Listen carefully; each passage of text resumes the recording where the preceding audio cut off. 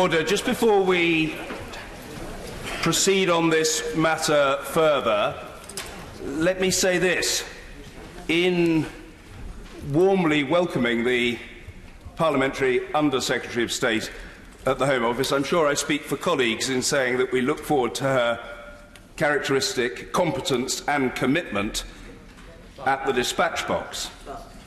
That said, let it be crystal clear that the Secretary of State for the Home Department should be in this chamber answering this urgent question. I know the Right Honourable Gentleman, the member for Bromsgrove, and I've known him since he entered this House in 2010.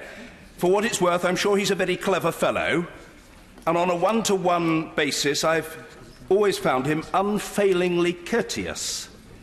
However, for him to fail to be in the chamber on Thursday to make a statement about his new anti-knife crime initiative was at best ill-judged and at worst rank discourteous to the House of Commons.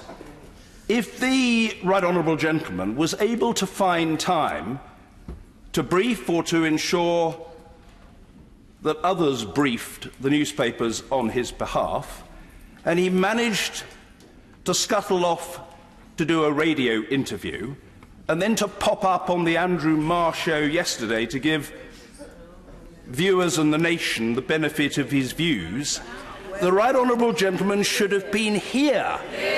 And if the Secretary of State for the Home Department aspires to something a little more elevated than to be a jobbing functionary of the executive branch and wants to be a serious and respected parliamentarian, he has to develop antennae and respect for the rights of the House of Commons.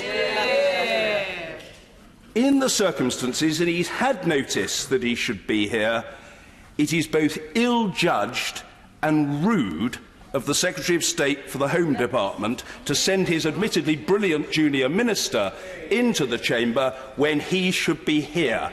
I'm sorry, I take no view on the policy because that's not for the Speaker to do, but in procedural terms, it really is time that he upped his game.